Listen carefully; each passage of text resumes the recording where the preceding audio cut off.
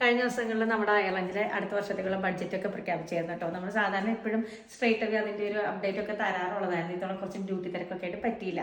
പിന്നെ നമുക്ക് ഒത്തിരി അങ്ങ് എഫക്റ്റീവ് ആയിട്ടുള്ള ചേഞ്ചസ് ഒന്നും വരുന്നില്ല കേട്ടോ. നമ്മുടെ ഇൻകത്തിന് കാര്യമായി ബാധിക്കുന്ന രീതിയിലുള്ള ചേഞ്ചസ് ഒന്നും വന്നിട്ടില്ല.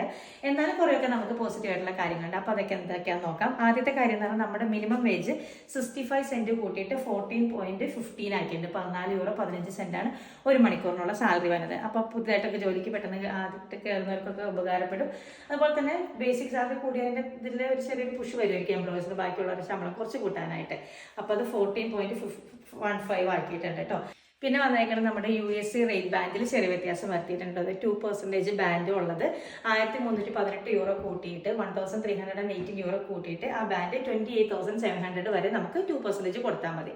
അപ്പോൾ അത് നമ്മുടെ സാലറിയിൽ ചെറുതായിട്ട് റിഫ്ലക്ട് ചെയ്യും കേട്ടോ. ഇൻകത്തിൽ ചെറുതായിട്ട് റിഫ്ലക്ട് ചെയ്യും. അടുത്ത വർഷം മുതൽ 2026 മുതൽ നിങ്ങൾക്ക് കിട്ടുന്ന സാലറിയിൽ USയുടെ ഡിഡക്ഷൻസ് കുറച്ച് കുറയും.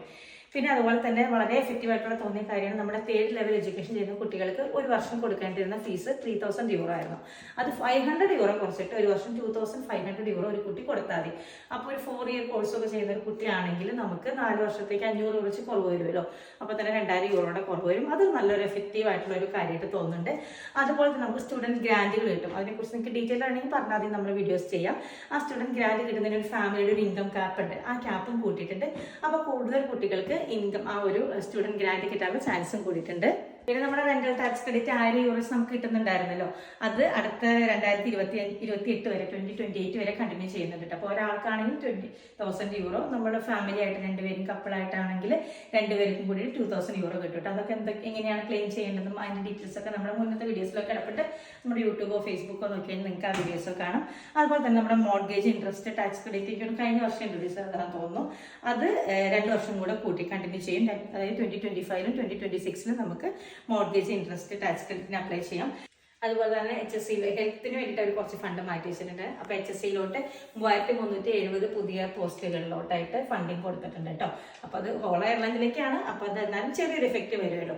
അപ്പോൾ ഇത്രയൊക്കെയാണ് നമുക്ക് പോസിറ്റീവായിട്ട് വരുന്ന കാര്യങ്ങൾ. സാധാരണഗതിയിൽ നമുക്കാണെങ്കിൽ ഒരു എക്സ്ട്രാ ചൈൽഡ് ബെനിഫിറ്റ് കിട്ടാറുണ്ട്. അതുപോലെ തന്നെ നമ്മുടെ വിൻഡറൊക്കെ ആയതുകൊണ്ട് എനർജി ബില്ലിൽ നമുക്ക് ചെറിയ സേവിങ്സും എക്സ്ട്രാ ഒരു ബോണസും കിട്ടാറുണ്ട്. പക്ഷെ അതൊന്നും ഇത്തവണത്തേൽ പ്രഖ്യാപിച്ചിട്ടില്ല. അതുപോലെ തന്നെ നമ്മുടെ ടാക്സ് കട്ട് ഓഫും നമ്മുടെ ടാക്സ് ക്രെഡിറ്റും ഒക്കെ കൂട്ടാറുണ്ടായിരുന്നു. അപ്പോൾ നമ്മുടെ പേയിൽ കാര്യമായിട്ട് നമുക്ക് കാണാമായിരുന്നു. പക്ഷെ അതും ഇത്തവണ ഇതുവരെ പറഞ്ഞിട്ടൊന്നുമില്ല. പക്ഷെ ഇത്രയും പറഞ്ഞ കാര്യങ്ങളാണ്. USCയിലെ ചെറിയ വ്യത്യാസം, ബേസിക് പേയിലെ വ്യത്യാസങ്ങളും പിന്നെ നമ്മുടെ സ്റ്റുഡൻറ് ഗ്രാൻറ്റും അങ്ങനത്തെ കാര്യങ്ങളൊക്കെയാണ് മെയിനായിട്ട് വന്നിരിക്കുന്നത്. അപ്പോൾ ഇതുപോലുള്ള അപ്ഡേറ്റുകൾ അറിയാൻ വേണ്ടി നമ്മുടെ ചാനൽ ഫോളോ ചെയ്യാം കേട്ടോ.